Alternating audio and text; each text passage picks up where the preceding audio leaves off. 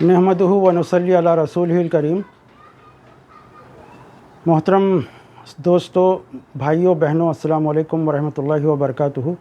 मैं डॉक्टर मोहम्मद समीउज़्ज़मा हैदराबाद से। मैं आप अहबाब के सामने एक सवाल रखना चाहता हूँ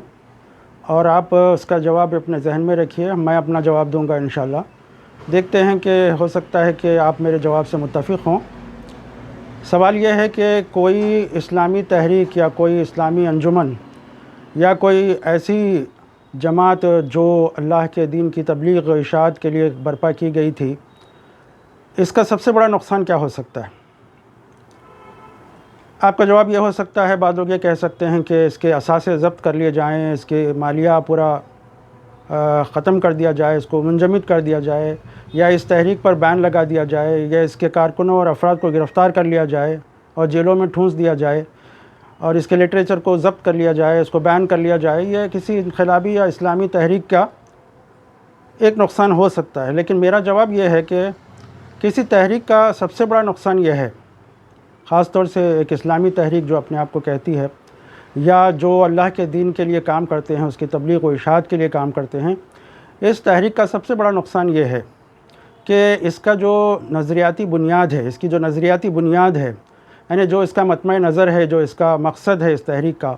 या इस जमात का, जो असल इसकी मंजिल है, जिस रास्ते पर अपने कैडर को ले जाना चाहते हैं और अपनी जो सरगर्मियाँ हैं उस रास्ते में ऐसे लगाना चाहते हैं कि उस मंजिल तक पहुँचना आसान हो जाए,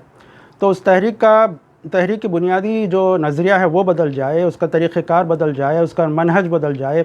और ऐसे कामों में लोग लग जाएं जो महज़ दुनिया के लिहाज से तो बहुत अच्छे हैं और दीनी काम लगते हैं और समाजी काम लगते हैं और खैराती और चैरिटी के काम लगते हैं, और फिर वो तंज़ीम अपने कैडर के अंदर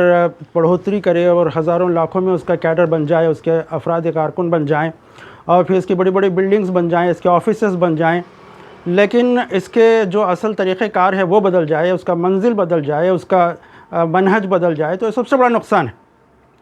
आज हम देखते हैं कि दुनिया के अंदर जहाँ कहीं इस्लामी तहरीकें काम कर रही हैं, वो अज़ीमत के रास्ते को छोड़कर,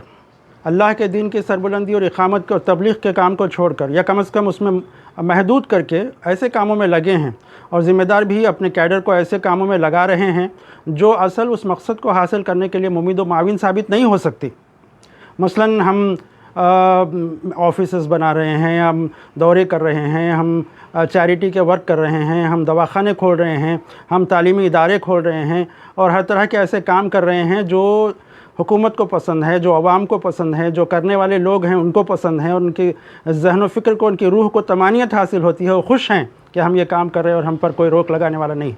लेकिन ये सबसे बड़ा नुकसान है किसी तहरीक का, किसी इनक़लाबी तहरीक का, कि उसके अंदर इनक़लाबी रूह निकल जाए, वो डर जाएं, वो अपने कामों से, अपने दावती कामों से, अपने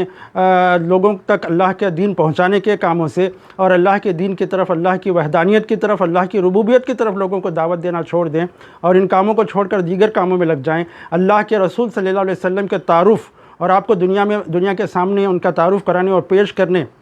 और उनको उभार कर उनकी तालीमात को लोगों के सामने पेश करने के काम के अंदर पीछे हो जाएं। अल्लाह की किताब कुरान मजीद की तर्जुमे और तराजिम और उसकी तालीमात को लोगों के सामने मुख्तलिफ़ ज़बानों में पेश करके उसको लोगों तक मुतमईन करने के अंदाज़ में उन तक पेश करने और उनको पहुँचाने का काम से हम पीछे रह जाएँ, तो ऐसी तहरीक इस्लामी नहीं बल्कि ऐसी समाजी तहरीक है, एक चैरिटी तहरीक है, एक सोशल तहरीक है, एक एजुकेशनल तहरीक है, जिसका मतमय नज़र अल्लाह के दीन की सरबुलंदी और इक़ामत नहीं हो सकता।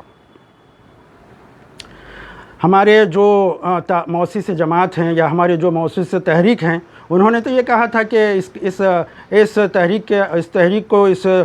मुल्क के अंदर, मुसलमानों के अंदर ये इस तरह से उनको उभारा जाए, फ़र्द की जो तामीर है, फ़र्द की जो तरक्की है, इस फ़र्द का जो इर्तिक़ा है, वो इस अंदाज़ में हो कि उनकी ज़िंदगी का एक एक अमल लोगों के लिए नमूना हो। وہ بالکل امانت دار ہوں، وہ سچے ہوں، وہ لوگوں کے سامنے اپنے کردار کے ذریعے سے، اپنی تعلیمات کے، اپنی زبان سے، اپنے قول سے، اپنے عمل سے اللہ کے دین کو لوگوں کے سامنے پیش کریں۔ اسی طرح جو لوگ اسلام کو نہیں جانتے، جو لوگ اللہ کے دین سے غافل ہیں، جو اللہ کے نام کو اور اللہ کے نبی صلی اللہ علیہ وسلم کے نام کو سنے بغیر روزانہ ہزاروں کی تعداد میں دنیا سے چلے جا رہے ہیں، ان تک اللہ کا دین پہنچانا ہمارا کام ہے، ان کو عذاب جہنم سے بچانے کی کوشش کرنا ہمارا کام ہے۔ اور اسی طرح بہت سے ایسے کام جو انبیائی طریقہ کار ہے اس کو اپنائے بغیر اور اس راستے میں عزیمت کی راستوں پر چلے بغیر محض آسان راستوں پر ہم اختیار کریں، چند دل کو لگتے ہوئے چند اچھے انداز کے کام ہم کرتے رہیں اور یہ کم سمجھیں کہ ہم یہ کام کر رہے ہیں، تو یہ ہمارے لیے ہم اپنے آپ کو دھوکہ دے رہے ہیں، لیکن قیامت کے دن اللہ کو دھوکہ نہیں دے سکتے۔ سوچئے، غور و فکر کیجئے اس بارے میں، اپنے دل پر ہاتھ رکھ کر ٹھنڈے دل سے سوچئے کہ ہم کو ایک اسلامی اور ایک انقلابی ایک تحریک ہونے کی حیثیت سے ہم کو کس طرح سے اللہ کے دین کی اقامت اور سربلندی کے لیے اس راستے میں کام کرنا چاہیے تھا۔ اللہ کے رسول صلی اللہ علیہ وسلم اور صحابہ کرام کس طرح سے اس راستے میں مشکلات اٹھائیں، صبر کیا، ہر طرح سے ستائے گئے، یہاں تک کہ اللہ کے رسول صلی اللہ علیہ وسلم نے ایک مرتبہ ارشاد فرمایا کہ مجھے جتنا ستایا گیا، مفہوم یہ ہے حدیث کا کہ مجھے جتنا ستایا گیا دنیا میں کسی انسان کو، کسی نبی کو نہیں ستایا گیا۔ ہر طرح کی صعوبتیں برداشت کی۔ جب لوگ قربانیاں دے کر اپنی بات پر جمے رہتے ہیں، جب لوگ پریشان ہو کر بھی، ستائے جا کر بھی اپنی بات کو پیش کرتے ہیں، لوگ ان کی طرف متوجہ ہوتے ہیں۔ آج ہم اتنے سال سے، اتنے سینکڑوں سال سے اس ملک میں رہتے ہیں، لیکن ہماری پہچان ایک بہترین مسلمان کی حیثیت سے، ایک بہترین اللہ کے دین کے داعی کی حیثیت سے آج تک ہو نہیں پائی۔ سوچئے اور غور و فکر کیجئے کہ یہ سب سے بڑا نقصان ہے، کیونکہ اللہ کے رسول صلی اللہ علیہ وسلم کے بعد اب کوئی نبی آنے والے نہیں ہیں، اور ہم کو خود یہ کام کرنا ہے۔ ہم میں سے ہر آدمی کو یہ کام کرنا ہے۔ انبیاء کا سلسلہ ختم ہو گیا، لیکن انبیائی کام قیامت تک جاری رہے گا، اور ہم سب اس کے ذمہ دار و مکلف ہیں۔ اللہ تعالی ہم سب کو اس کی توفیق نصیب فرمائے کہ ہم اس پر عمل کریں۔ السلام علیکم ورحمۃ اللہ وبرکاتہ۔